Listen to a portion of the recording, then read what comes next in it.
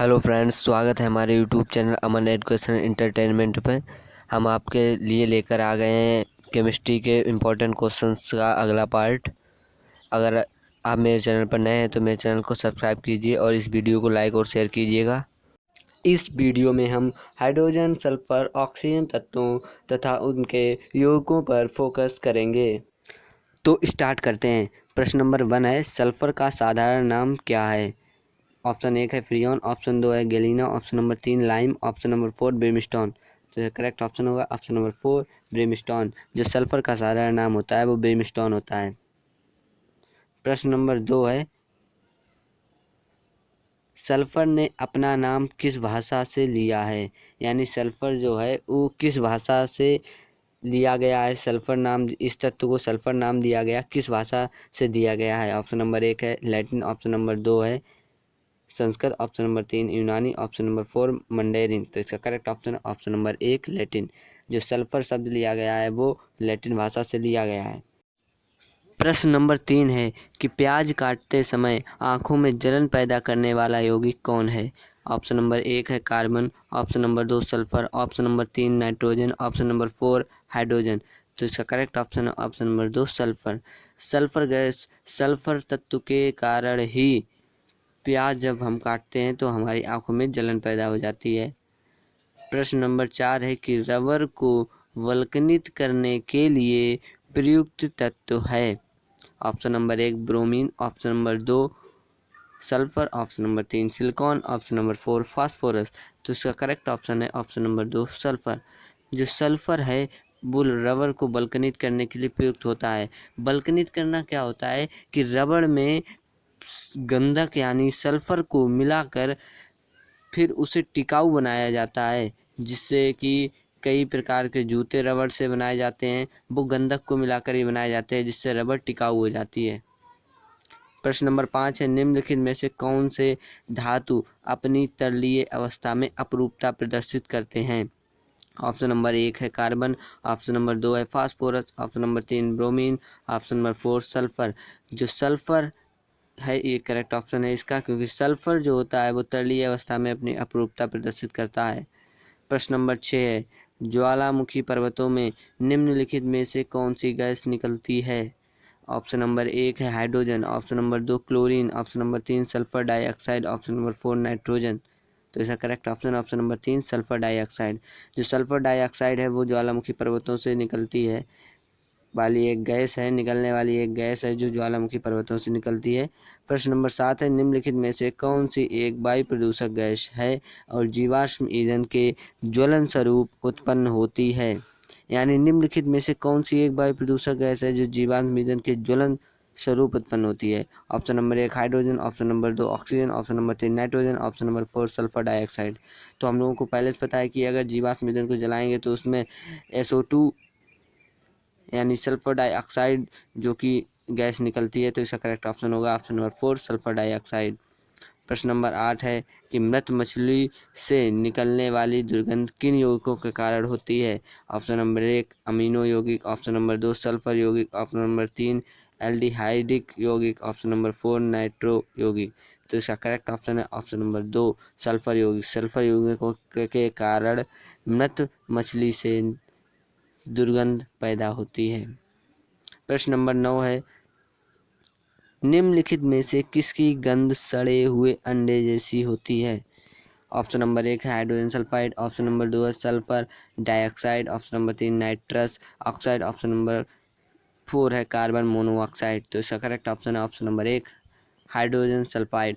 जो hydrogen sulphide होती है उसकी गंध सड़े हुए अंडे जैसी होती है। प्रश्न नंबर 10 है, हवा में मौजूद निम्नलिखित गैसों में से कौन सी गैस पीतल के मलिनीकरण के लिए जिम्मेदार है? यानी पीतल में जो जमा लग जाता है, गंदी हो जाती है पीतल, तो किस कारण से उसमें मलिनीकरण होता है? कौन गैस जिम्मेदार होती है? ऑप्शन नंबर 1 है nitrogen, option number 2 carbon dioxide, option number 3 hydrogen sulphide, option number 4 carbon monoxide. तो इसका करेक्ट ऑप्शन है ऑप्शन नंबर 3 हाइड्रोजन सल्फाइड। जो हाइड्रोजन सल्फाइड है इसके कारण पीतल पर परत बन जाती है। प्रश्न नंबर 11 है, ऑक्सीजन की खोज किसने की थी? बहुत ही इंपॉर्टेंट प्रश्न है। ऑक्सीजन की खोज किसने की थी? ऑप्शन नंबर 1 कार्ल सीले ने, ऑप्शन नंबर 2 हुक ने, ऑप्शन नंबर 3 हाइजेनबर्ग ने, ऑप्शन नंबर 4 विलियम्स ने। तो इसका करेक्ट ऑप्शन है ऑप्शन नंबर 1 कार्ल सीले। कार्ल सीले ने ऑक्सीजन की खोज की थी। ये बहुत ज़्यादा प्रश्न पूछा जाता है। प्रश्न नंबर 12 है, सबसे प्रचुर मात्रा में मिलने वाला तत्व है। Option number 1 silicon, option number 2 oxygen, option number 3 calcium, option number 4 nitrogen. तो इसका करेक्ट ऑप्शन है ऑप्शन नंबर 2 ऑक्सीजन। ऑक्सीजन जो है वो सबसे प्रचुर मात्रा में मिलने वाला तत्व है। प्रश्न नंबर 13 है, एक ऑक्सीजन परमाणु के कितने संयोजी इलेक्ट्रॉन होते हैं? Option 1 2, option 2 16, option 3 6, option 4 4। तो इसका करेक्ट ऑप्शन है ऑप्शन नंबर 3 6। एक ऑक्सीजन परमाणु में संयोजी इलेक्ट्रॉन जो होते हैं वो 6 होते हैं, जो कि सहसंयोजी बंध बनाते हैं। प्रश्न नंबर 14 है, निम्नलिखित में से कौन सी एक गैस ग्रीन हाउस गैस नहीं है? Option number 1 carbon dioxide, option number 2 methane, option number 3 nitrogen oxide, option number 4 oxygen. तो इसका करेक्ट ऑप्शन है ऑप्शन नंबर 4 ऑक्सीजन। ऑक्सीजन जो है वो ग्रीन हाउस गैसों में नहीं गिनी जाती है। प्रश्न नंबर 15 है, ऑक्सीजन और ओजोन हैं। ऑप्शन नंबर 1 है आइसोमर्स, ऑप्शन नंबर 2 है आइसोटॉप्स, ऑप्शन नंबर 3 है एलोट्रॉप्स, ऑप्शन नंबर 4 है आइसोवार्स। तो इसका करेक्ट ऑप्शन है ऑप्शन नंबर 3 एलोट्रॉप्स। जो ऑक्सीजन और ओजोन है वो एलोट्रॉप्स हैं। एलोट्रॉप्स एलोट्रॉप्स मतलब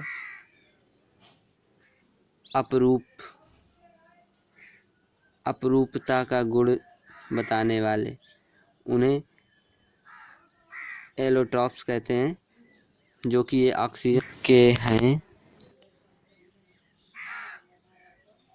प्रश्न नंबर 16, निम्नलिखित में से कौन सा त्रिपरमाणु अणु है? Option number 1 ammonia, option number 2 ozone, option number 3 oxygen, option number 4 chlorine. तो इसका करेक्ट ऑप्शन है ऑप्शन नंबर 2 ओजोन। ओजोन जो है वो त्रिपरमाणु अणु है। ऑक्सीजन के 3 परमाणु मिलकर ओजोन गैस बनाते हैं। प्रश्न नंबर 17 है, ओजोन के अणु में ऑक्सीजन के कितने परमाणु होते हैं? तो अभी बताया है। ऑप्शन नंबर 1 है 6, ऑप्शन नंबर 2 है 4, ऑप्शन नंबर 3 है 3, ऑप्शन नंबर 4 है 5।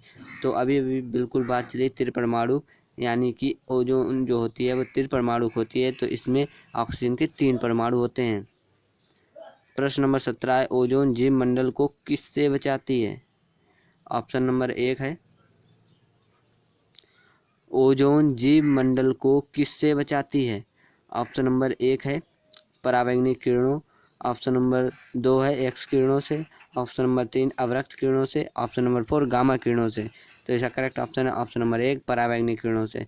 ओजोन जीव मंडल को पराबैंगनी किरणों से, जो सूर्य से आती हैं हानिकारक पराबैंगनी किरणों से, ओजोन जीव मंडल को बचाती है। प्रश्न नंबर 19 है कि हानिकारक पराबैंगनी किरणों से रक्षा करने वाली भूमि के चारों ओर मौजूद ओजोन परत के क्षय का कारण कौन सी गैस है? यानी जो पृथ्वी के आसपास ओजोन परत है उसका जो क्षय हो रहा है, उसका उत्तरदायित्व किस गैस पर है? किस गैस के कारण इसका क्षय हो रहा है? ऑप्शन नंबर 1 है oxygen, option number 2 nitrogen oxide, option number 3 chlorofluorocarbon, option number 4 है नाइट्रोजन। तो इसका करेक्ट ऑप्शन है ऑप्शन नंबर 3 क्लोरोफ्लोरोकार्बन, जिसे CFCS कहते हैं। CFCS कहते हैं क्लोरोफ्लोरोकार्बन। प्रश्न नंबर 20 है कि सल्फर का साधारण नाम क्या है? ये पहला प्रश्न था और ये दोबारा आ गया है। ऑप्शन नंबर 1 है फ्रियोन, ऑप्शन नंबर 2 है galena, option number 3 lime, option number 4 brimstone. तो इसका करेक्ट ऑप्शन है ऑप्शन नंबर 4 ब्रिमस्टोन। जैसा कि हम पहले भी इस क्वेश्चन को पढ़ चुके हैं, ब्रिमस्टोन जो है सल्फर का साधारण नाम होता है, ब्रिमस्टोन। तो आज के लिए बस इतने ही कुछ इम्पोर्टेंट प्रश्न। मिलते हैं अगले वीडियो में। धन्यवाद।